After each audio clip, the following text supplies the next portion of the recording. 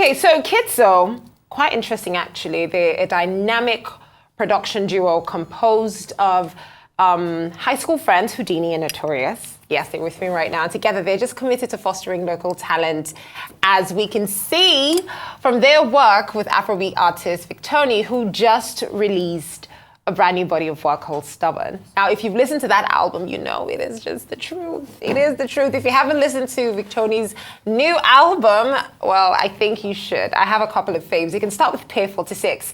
Guess what? They produced it. Joining me on the show right now, Houdini and Notorious. You know, it is such a joy because I remember sitting with both of you and not knowing that the one song that I'm actually plugged to right now, both of you produced.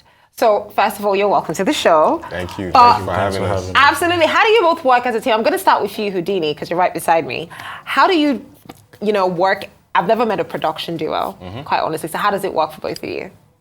I think it's pretty organic, because like you said, we met in secondary school. Yeah. So the bond or the chemistry already goes back to secondary school days, but we were able to reconnect in 2020 at a friend's wedding, actually.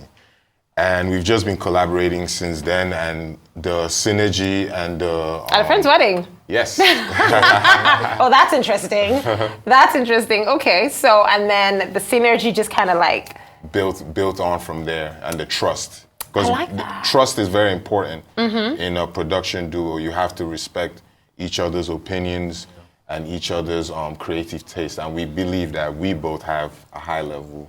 Yo, that's lit. You're like... If you guys are not like a team, I'd say this is like what marriage requires, this level of trust. Because yes. I feel like with Notorious, I was telling you the other day, like production is in the ear. So photography is in the eye, like what you see. But with producers, it's like you have the special ear. So how have you both been able to merge what you hear to create one unique sound? You know what? I don't really know. I think it's just very, it just comes naturally to us. It's just something that we don't really think about. It just happened. And we just went with it. So we would listen to songs, right? And we would know if the other person is going to like the song or not. Just stuff like that. So we have similar tastes as well. So I think it's just something that just gels, yeah. I love it. And proof of it is what you guys did on Victony's new album, Stubborn. I'm going to let everyone listen to Pier 46, just a bit of that. I think we have that. So guys, this is my favorite song right now, by the way. So a little spoiler there. Take a look.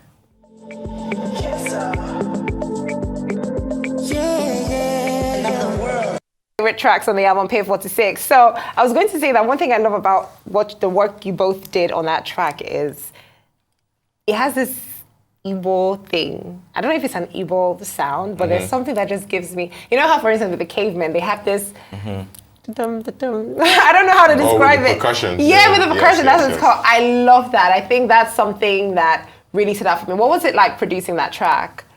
It was amazing because it started off, we had this decision. There's this artist we listened to, St. John. So we're like, okay, what was St. John? He's also on the album. Yes, exactly. Yeah, he is. Look at that. Yeah. Crazy. That wasn't planned, but... That wasn't like a thing? No. Okay. So I guess we were all in the same synergy. So we're like, if St. John was on Afrobeats, what did it sound like? So we made a couple records, like a couple instrumentals in that line.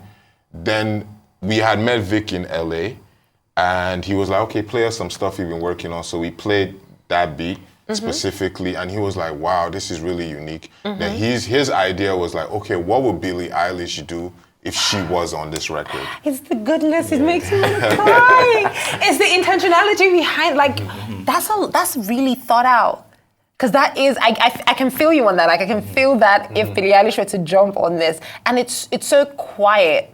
What's your take on the loudness of music sometimes? I'm going to describe that to you. I asked, because I have a short documentary coming out on Wednesday on the entire body, which is why, I was with Victony when I met you both. And I asked him, would you call this body of work Afrobeat? And he paused for a bit. He was like, Afrobeat. And then his answer was yes, but not because of what you're thinking, not because of the sound, because he feels like Afrobeat is a lifestyle. It's beyond the music. So Afrobeat is, I could be in China and I'm speaking and people are wondering where's she from, and I just go, how that day now? And they're like, yeah, that's a Nigerian girl right there. He's like, that is the Afrobeat in the body of work, you know? So with producing this body of work, when you were doing, because you guys worked on everything as well, that's a jam. And you guys did Stubborn as well with Ashake. So when you were producing this, was Afrobeat in your head? Because Afrobeat as we know it is like loud, but this album is so subtle and calm. I don't think like Afrobeat is in our heads. Like, I think it's music in general, just expression, just expressing what it feels. Obviously, there's a hint of Afrobeat everywhere because we are Afrobeat, I guess. Yeah. So, but yeah, not really. We just express. So how would you say like this is a mixture, like a blended album? Yes. Yes. In what are the blends? What blends are we thinking here? But I think I know what you're driving at. Yeah. So basically what we kind of did was we took the typical Afrobeat elements you would hear, but because we're engineers as well, it was the way we processed the sound that gave it that subtle vibe. So usually Afrobeat is typically very loud, but in terms of like the processing as an engineer, right, we muted like some of the articulation. So that's why it gives that subtle vibe. That explains Yes. it. So with in between the mixing, the mastering, everything, how long did it take you to finish? How many songs did you guys do on this one? I know 3. 7. You guys did 7. So how long did it take you to finish production on this? A long time. Long time. even down to the week of release. We're What? still making changes. But We're still why? making- How does it work? Like, I imagine mixing, I do voiceovers and I do jingles. Yes. So when I do that, I'm just like, okay, slap on the voiceover audio, slap on the, music, and just tweak here and there, and voila. So how does it work? Like, why does it take so long? I guess because we're creatives, we're intense creatives, and Vic Tony as well is an intense creative. So you put those two people in the room, that's like the worst thing for a label manager. Because they're saying, oh, we have a deadline, but we're like, oh no, we just got this idea when we were in our room at 3 a.m. and it's gonna change the world, So that's where that comes from. As a duo, what's your take on like the production space right now we have in Nigeria? Like, do you there's a lot of amazing producers, but like I was telling you, I feel like producers are too quiet for my liking. Like there's this thing where the producer is the bedrock of the song at the end of the day. But what's with producers and just being cool, calm, and collected about like creating such mastery and art? I don't know. I don't get it. I think it comes with territory. You told me that. That was exactly. But what is the territory? Creative production, like you're mostly in your head, and obviously we're in our heads. So yeah, I guess that's just it. What about you though, Houdini? Is it the same for you? I would say a lot of producers, especially in Nigeria, have, I don't want to use the word failed artists, but there are people who might have tried the artist thing and it didn't work. Found out that it wasn't necessarily for them. Okay. There's other routes. So that could be a factor to that as well. So it's like they've tasted the limelight and they're like, hey, this is really not me.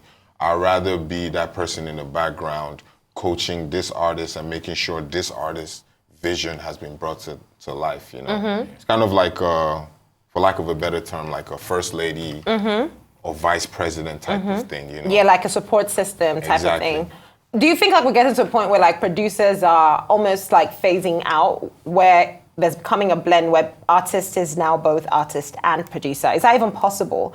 Is it ever possible to completely eliminate that position? Because now you have producers who are other things. So you're a producer, but then you're also like sort of like A&R or part artist as well, or it's just not just one thing, right? One thing anymore. What's that about? Is it a thing where being a producer is just not enough anymore, or people are just like, yo, this space needs more diversity to it? I think it's a situation you get in where you fit in, right? So as a producer, you're in a position where the artist is always looking to you for creativity.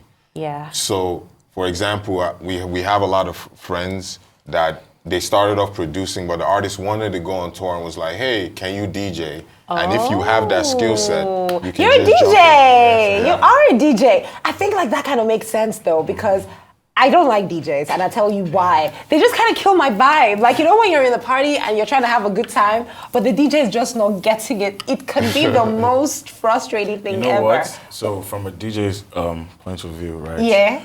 I think the people actually give the DJ like energy as well. So when we don't receive that, like, it sort of kills our vibe too. Really? Yeah. What kind of energy are you talking about? So, you know, like you're playing someone's favorite song or like the hit song right now, right? And people are just sitting down, you know, just not reacting to it. So you're thinking, okay, is this not the right song? Okay, let me check Let me this try other another one. one. Yeah, so just stuff like that. Really, Okay. yeah. Okay, I think I'm gonna start doing that, like giving my DJ winks. Yeah, like, like, yo, yeah, you're doing you good. know, like, yeah, doing a good job. Some 'Cause, encouragement, you know? I it's didn't kind know of like that a because I conversation, thought, you know? I didn't know that. I was Yeah. because the DJs are always in their own space, and now forget the DJs are now entertainers as well. Yeah. So sometimes they will leave the deck Yes. and climb on the Man, yeah. table. So that's kind of like, I'm trying to get your attention, like, okay, feed me, and then I will feed you back. Yeah, it's a conversation. But it's you not know? an easy thing to do. So DJing and production, there's a synergy there, isn't there? There is on a technical level. How so? So like a lot of the things you have to think about, like the timing and all those kind of things. You know, mixing songs that are like close together, things like that. Yeah. But in terms of like general, like there are two different mindsets, you know. So for me, it's like I'm two in one because it's like in the studio I have to be calm in my head. When I'm outside, I'm trying to be in the people's heads. I'm trying to look at you and predict the kind of songs you're gonna like. Looking at me, what kind of song do you think I like? I bet you're gonna get it wrong because you would never believe it. You give me a vibe of someone that likes calm songs, songs that are not too. I mean, you mentioned a bit here, you know. Yeah. Songs that are not too loud and not too, you know. What about you, Houdini? I'll say you're a jazz girl. Okay, can I shock you both? I absolutely love Shelly Poppy. Like I'm a Plutomania. wow. Like I'm in that universe. Good person. You should see me do the Shelly Poppy dance. You'd be like, yo, where did she go? Who is this lady? But you see, now that's also the diversity. I guess you can say Charlie Pop is jazz. But you know, in a way, you can say that. And that's the beauty of diversity. Because when I think of artists like Shelly Poppy, honestly, I never really get what he's saying, but it is the vibe around it. You know, I feel like, and also his producers as well. Talk to me about all these ad-lib thingies. I think that's even what kills me, that that thing he says, all those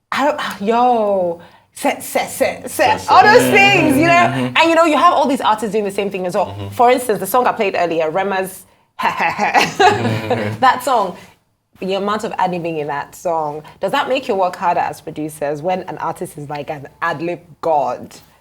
No, it beautifies the song. We always encourage artists to like, because an ad-lib is a way for an artist to put his own signature, right? Like before, like in the Wizkid and Davido's time, it was more of like the intro, like when like on the beat is Davido. That was the thing. But now, for an artist to give his own signature, your ad-lib is kind of like your signature. So we encourage every artist we work with to find their own ad-lib and find their own sound within that ad-libbing space. Do you guys find yourself singing sometimes, like just to drop tunes on a song? Do you guys find yourself like rapping, singing, talking, just to give it a little bit of flavor? I've seen people do that where they just do like a la la la la la, and then they loop that and put some reverb, and it becomes definitely. You guys, yeah. And we have a guy too. Yeah, we have a guy. We have a guy, and that's all he does. Yeah. We're done with the beat. We call him to the studio, and he has a whole routine. He drinks his tea. He does 10 push-ups, and then With he the shirt gives us exactly with the shirt off. Yeah. And he gives us What you want? what we want. Yes. I love we it. have a guy. No, I think production is really, really cool. And I think seeing you both working as a team is quite inspiring. So if there are aspiring producers who are like, geez, I want to be a producer, how far does it go? How far does a career go? Like from 0 to 100? What's the 0? What's the 100? A Can't speak on the zero. I love that. Can't speak on the zero. I love that. But I think we can speak on the 50 to 100. 50 to 100. I love that. Let's start from there. Yeah. The good thing about production is it's a lifelong thing, right? There's no expiry date because you have young producers who are like 15, 14, 13 who are in the game, and you have people who, like Quincy Jones, who's still producing. Yeah. So that's the beauty of it. It's not like sports where it's like there's like a time limit or anything. You can keep expressing yourself. So I would just encourage like a young producer to learn his craft. Yeah. It also helps to learn an instrument as well. Yes. It does. You play? Piano. Okay, what about you? Piano. I should learn it. I used to play the violin, but I just kind of gave up on Oh, it. really? Yeah, I did. You should pick it up. I should, Yeah. because it was so cute with my glasses and all. But it was just so hard at the same time, like the whole thing. It was just like a lot. But you guys, I'm so grateful for producers, because I personally think that music is definitely the gateway to like a person's soul. I know people say it's food, but music does that for you as well. It can lift your mood, and I don't think we would have any great songs without the work of producers. You guys literally create that foundation for any artist at all to like just jump on and then express themselves. So you guys are really where that entire process starts from, the producers. Without a good producer, I don't think you can have a good song, no matter how good you are as an artist. So thank you for what you guys do. Thank you. For real. And thank you for Victoni's new album, which is so good.